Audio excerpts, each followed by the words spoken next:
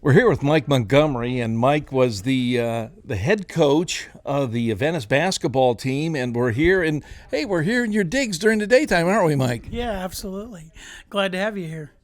And I want to thank you guys for coming on board and sponsoring Sticks, as I call it, baseball and softball. Thanks so much. Absolutely, it's good for us and good for the community. And I know that there's lots of people that have actually picked up watching it, so that's good. Okay, Mike, the big question, COVID-19, coronavirus, it's a big deal out there, and it has affected everything. I mean, I'm driving into Venice here, and it's like a ghost town. I don't know if it's people that have gone back home, seasonals, or if it's that they're staying at home in place for their 15 days. What's your opinion on that? I'm going to say that I think that a vast majority of the people went home early. I know that we have a lot of Canadians in this area, and when they gave out the Canadians had 10 days basically to get home or lose part of their socialized medicine. They all ran for the border, which is a lot of people in this area. We have a lot of what we call part-timers, 6-monthers, and I think a lot of them were going back early. And I also think part of it is because we're more of an elderly community. You're not seeing as many of those people out and about, which is good, and they shouldn't be. But the other day I went out and took my boat out off the beach, and I was coming back in, and it was eerie because the jetties were completely desolate. The beach was completely desolate, and it was. I mean, it's more empty than it is like in July. Yeah, absolutely. But the crazy part was, this is what was so weird. As we're coming in and we break through the jetties, it was the worst boating day I'd ever seen. It was worse than 4th of July. There were hundreds and hundreds of people and boats and everybody just out and about. And I was like, holy cow. I mean, it literally was, I can't even explain it. It was worse than a 4th of July weekend. It was that bad. Okay, I had a chance to talk with Coach Pinkham of Lemon Bay softball, and she mentioned about April 15th that was kind of like the day people are coming back, and probably are giving in to the fact that it's not happening this year. And then we'll ask a bigger question about what's happening in August. But what's the buzz you're getting from teachers and other coaches in the area? I think that as far as what the general consensus is, we won't be back at all for the school year, which means all the spring sports are going to be indefinitely canceled, I'm sure. So the talk of extending those to June 30th is gone. And that's the way that we're hearing it. Nobody's written it out, but that seems to be the general, as you say, the general buzz of what's going on. I think that's what they're gearing for right at this moment, because there's been a lot of questions on senior eligibility and what happens to those kids. And I think there was a press release at one point that was put out that the FHSAA was actually talking about giving a extended senior year based on how many consecutive quarters or semesters you were in school, basically.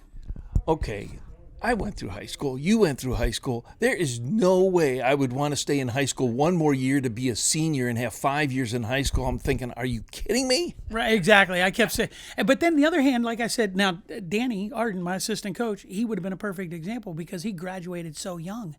I mean, it would have benefited him massively. So I looked at it on the other side and said, man, there's a couple kids that if you could get them back for an extra year, and you've talked to the parents, and it was, they're like, yeah, we probably should have held them back when they were smaller, younger, but nobody, it's kind of hindsight. And this is kind of like, if they do it, there's a couple kids that could really reap the benefits of having a full extra year if they still had the eligibility. Okay, before we went into taping here, you were talking that you're communicating with other basketball coaches in the area, and I'll let you mention the ones that you're talking to so I don't misrepresent any of those. But then at the same time, I'm sure the discussion came up, what if they don't start it in August, what will happen? And the biggest question that everybody has is because they haven't put out the schedule. So talking with, Tom and Kip and Ryan Powers and Sean Huber and putting our schedule together now for That's basically of this Gulf Coast League that you guys have put together. Yes. And then we've actually reached out to the Sarasota schools as well.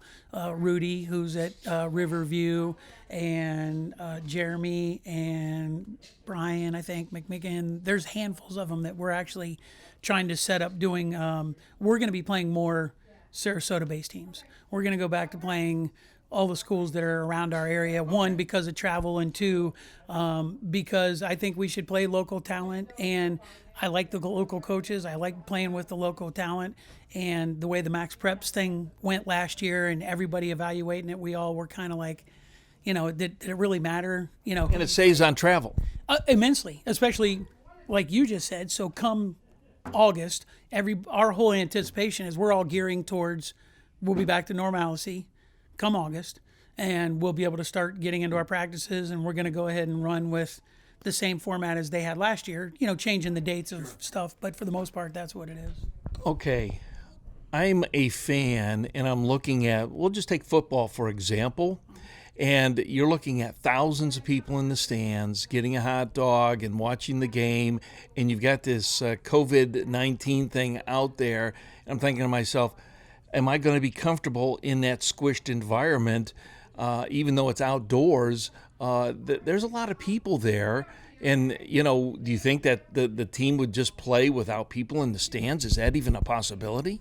I think if you're back in school and you're right, I think from a high school level, absolutely. I think you can get away with it more at a high school level because again, part of the high school experience is. I mean, you understand what I'm talking about, the fans. Absolutely. Yeah, not having any of the fans there like they originally were going to do for, the professional sports. They were going to play the games and have none of the fans, which I think is a lot harder because that's where all of their revenue comes from, their gate receipts, their merchandising. Whereas at high school, I think it's more about, the experience and having the kids play. It's great to have the fans, but I think the kids would rather be out there and play with no fans than be told, well, you're going to have to wait till we can get fans to play the game. From an athlete, I wouldn't. Yeah. And let's put it in terms of a season. At least football would have their 10-game season. At least basketball would have a 25-game season. Volleyball, which starts mid-August, would, Brian Wheatley's team, he would at least have a 25-game season where if you had to wait for the fans, I cannot imagine volleyball being truncated. And I know volleyball's near and dear to the Montgomery Carpet Plus right here. But being truncated from 25 to 12 games, that doesn't make any sense.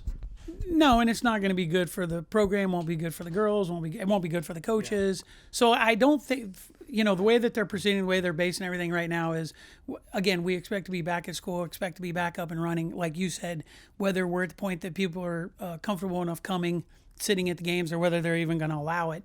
I think we're all kind of proceeding with the optimistic view that we're going to be able to move past this. Hopefully we'll get back to some normalcy.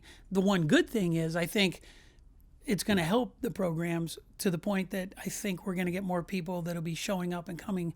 Part of the reason is because they've held off sports. You know what I mean? They haven't let them come in. You haven't been able to participate. You haven't been able to be a spectator. So hopefully it works to an advantage. And I did that in a proper way, into my sleeve, into my elbow there, and it was away from Mike, so that did you appreciate that? We're way good. I'm good. I probably should be more nervous, but I'm not.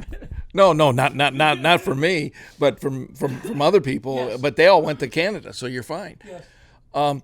Okay, some final thoughts here because we're going to wrap this thing up.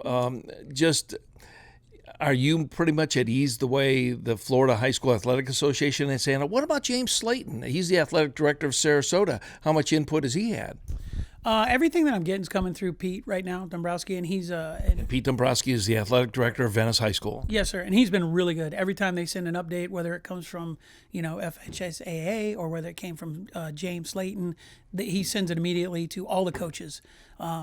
Because there's a list of 26-something coaches on the email, which I think is awesome because it gives us up to date. So what I've been doing is, because we're not allowed to have any kind of organized activities at all with our club teams or travel teams. Which means that the kids are not even allowed on the campus border even. No. because that would then make them accessible to, like, say, a baseball diamond or whatever. Basically, school property is off limits, isn't it? Right, and what they've actually encouraged is not even having the kids go out to, like my kids would go to the city courts or go to city places to play. And right now we've actually advised them, at least for the next 2 weeks, 3 weeks, let's do stuff at home. Let's train at home. Danny Arden, again, my assistant, has put together a workout package that he has texted all the kids to do at home. They're supposed to report in and let him know how they're doing on a very specific workout so that we can keep in touch. Then all of the emails I get, either from Pete or James, I actually forward to the parents so that they understand what we can and cannot do. And as of right now, it's completely 100%. There's no participation of any kind, any organized activity. Mike, I want to thank you for your time, and this is kind of fun being down here in your digs, and we'll just have to see what happens. Absolutely, I appreciate it. All right, thank you so much.